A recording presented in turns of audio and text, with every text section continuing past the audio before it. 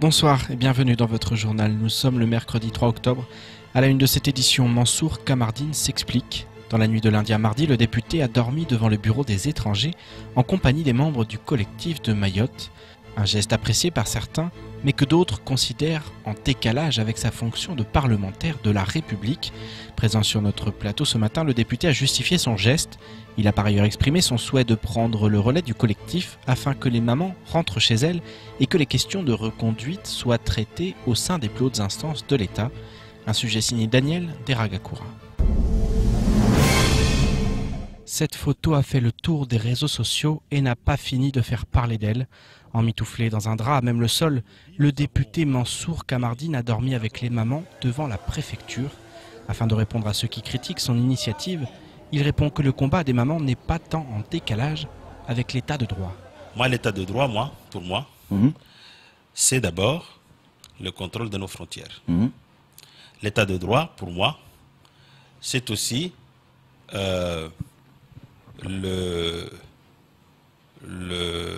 la demande, l'autorisation de pouvoir aller à Mayotte quand on n'est pas français.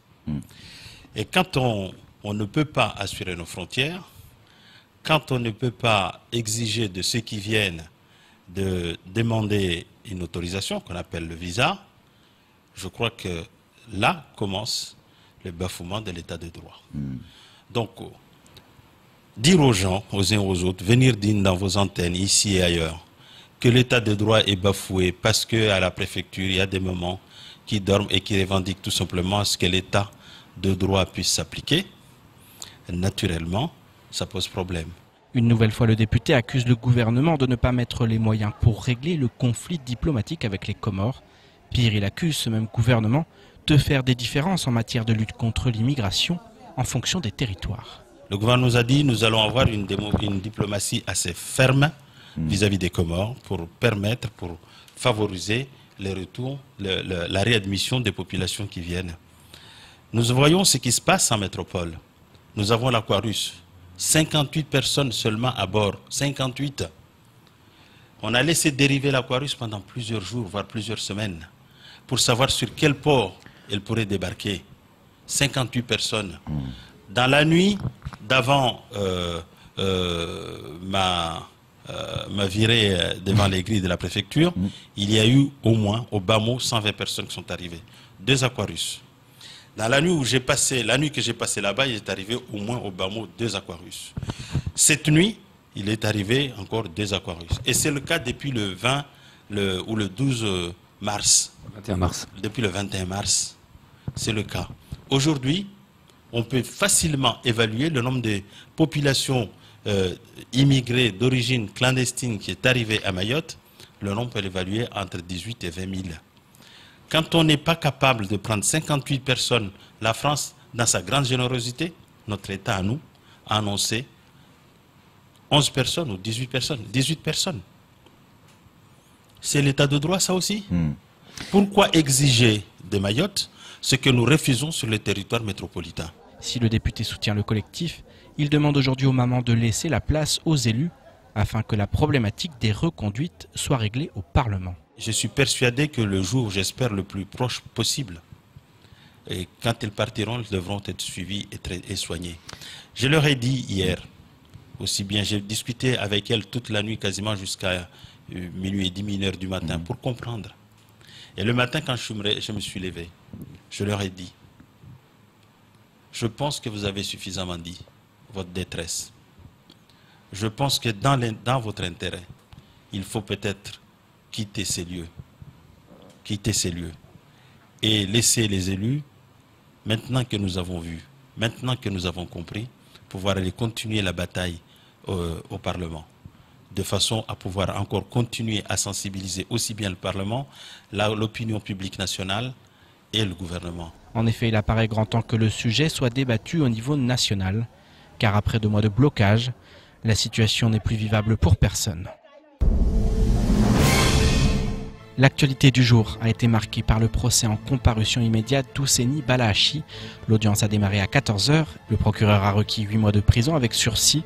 Cependant, le clan du syndicaliste ne l'entend pas de cette oreille.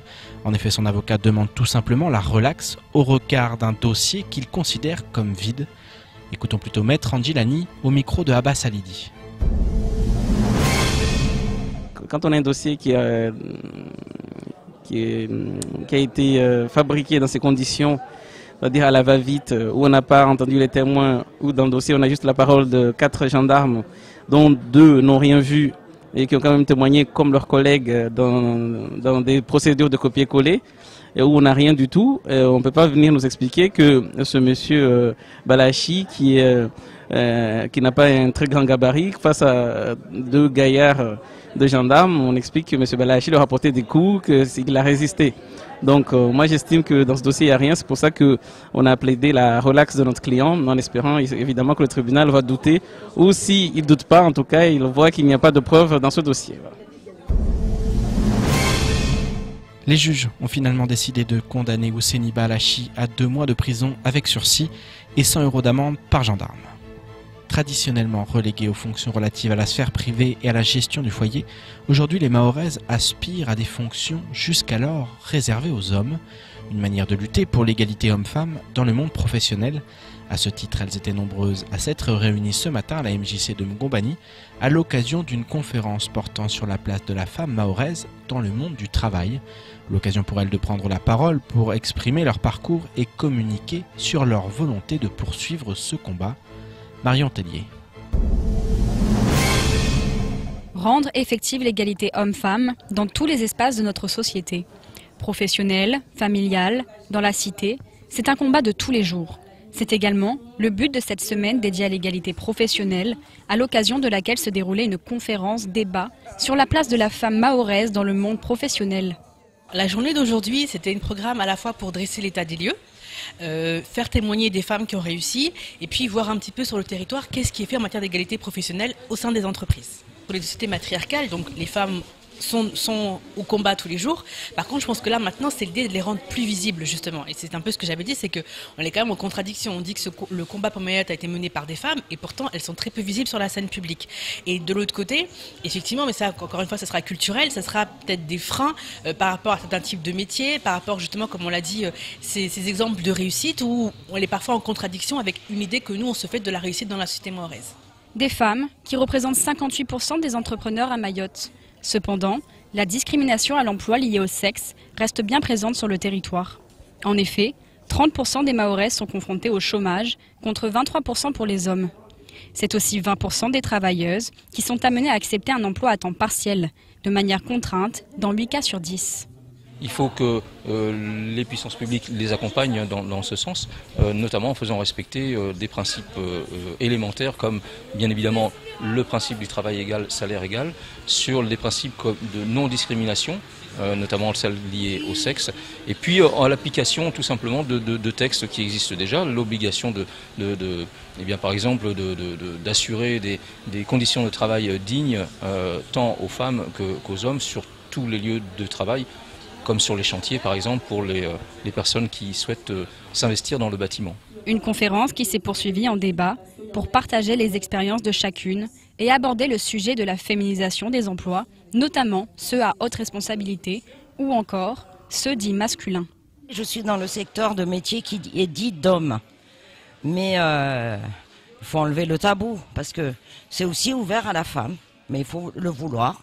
C'est vrai qu'il y a des difficultés parce que l'homme n'a pas de grossesse, mais ça ne m'a pas empêché d'avoir mon métier, de l'exercer et d'être jusqu'à Mayotte aujourd'hui, pouvoir exceller dedans.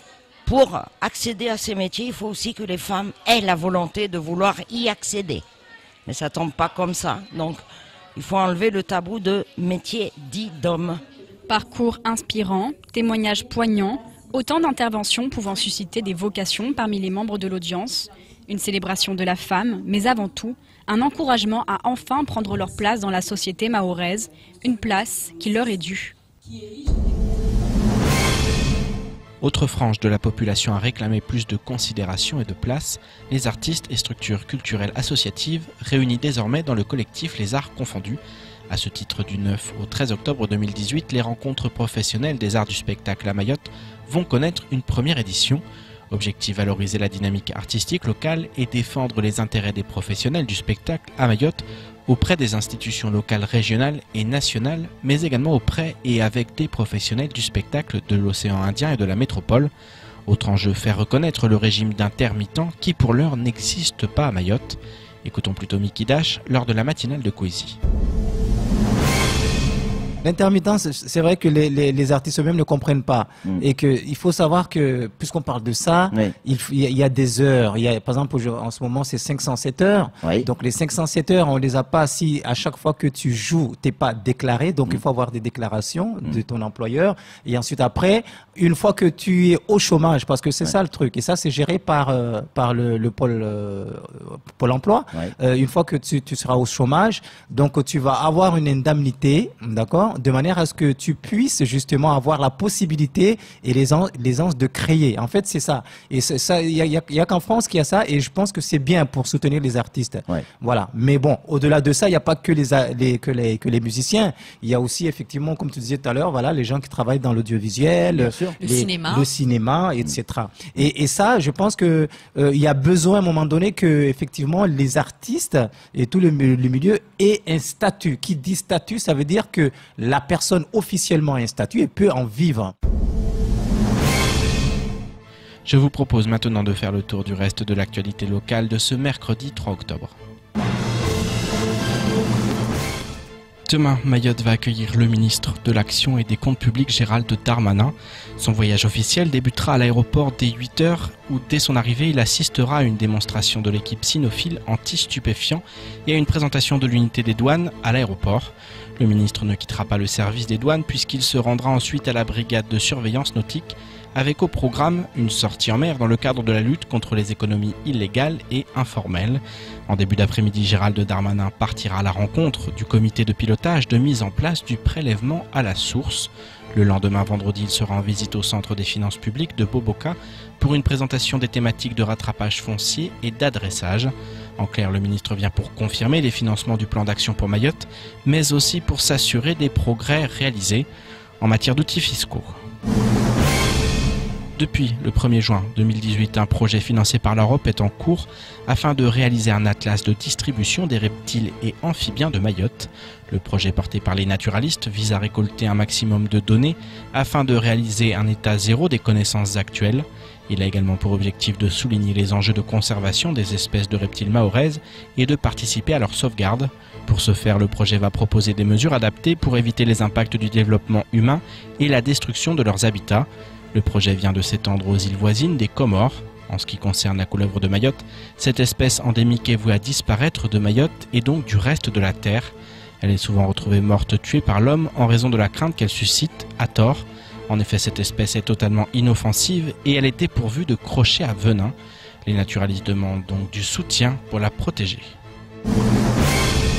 Au mois de mai dernier, le tribunal correctionnel avait décidé du report d'un procès lié à une affaire de prise illégale d'intérêt pour 2 élus du conseil départemental et un ancien élu du CD, aujourd'hui salarié de la société Mayotte Channel Gateway. Les accusés sont Jacques Martial Henry, Sohaïra El Haddad, conseillère départementale de Pamandzi, et Issoufi Hadjmoko, conseiller départemental de Bandrabois. Pour sa part, Idanel, la présidente de MCG, est poursuivie pour complicité de prise illégale d'intérêt et abus de biens sociaux. Le report d'audience avait été fixé à la date du 3 octobre, soit ce matin. À l'issue des auditions, le procureur a prononcé ses réquisitions. Il demande à ce qu'Idanel soit condamné à 6 mois d'emprisonnement avec sursis et 50 000 € d'amende. En ce qui concerne les 3 élus, à savoir Sohaïra El Haddad, Jacques Martial Henry et Issoufi Hadjmoko, il préconise 2 ans de prison avec sursis, 20 000 € d'amende et 5 ans d'inéligibilité. On termine ce journal avec du sport. Comme chaque mercredi en période scolaire, l'Union du sport scolaire réunit des milliers d'enfants afin qu'ils prennent part à des activités diverses et variées. Aujourd'hui, place au cross du côté du collège de Kwalé. Des centaines d'enfants se sont affrontés au cours d'une éprouvante course à pied. Et si l'effort a été intense, les enfants ont vécu une matinée conviviale faite de sourires et de vivre ensemble. Abbas Alidi était sur place pour repérer les futurs marathoniens du département, Amina Ariti et Daniel Deragakura. Ils ont tout donné durant cette journée consacrée au sport.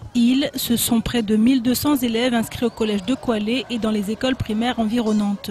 Ils ont ainsi participé au tout premier cross organisé à Mayotte avec comme parcours du terrain de football de Tsunzu 1 jusqu'au collège. Historiquement, c'est le premier cross qui a lieu au collège et on est très content parce qu'on a réussi à aménager toute une partie du parcours à l'intérieur des bâtiments pour sécuriser au maximum la manifestation et pour qu'on ait plus de 1200 enfants qui puissent s'amuser en sécurité.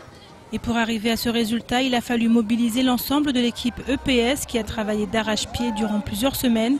Les épreuves d'aujourd'hui ont surtout permis de sélectionner les futurs participants au cross académique de l'UNSS qui aura lieu après les vacances. Mais au-delà des performances, cette journée a été l'occasion de promouvoir les valeurs inhérentes au sport.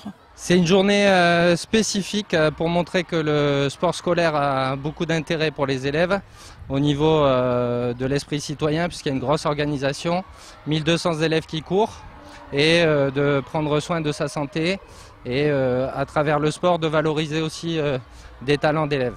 Les élèves peuvent exprimer tout leur potentiel également en dehors des salles de classe, dans le domaine sportif comme dans le domaine artistique ou dans d'autres domaines. Une journée à marquer d'une pierre blanche donc pour les élèves et pour les enseignants et personnels de l'établissement. Et vu le succès remporté par l'événement, il y a fort à parier que cette première édition en appellera d'autres. C'est la fin de votre journal. Tout de suite, la suite de nos programmes. Bonne soirée, à demain.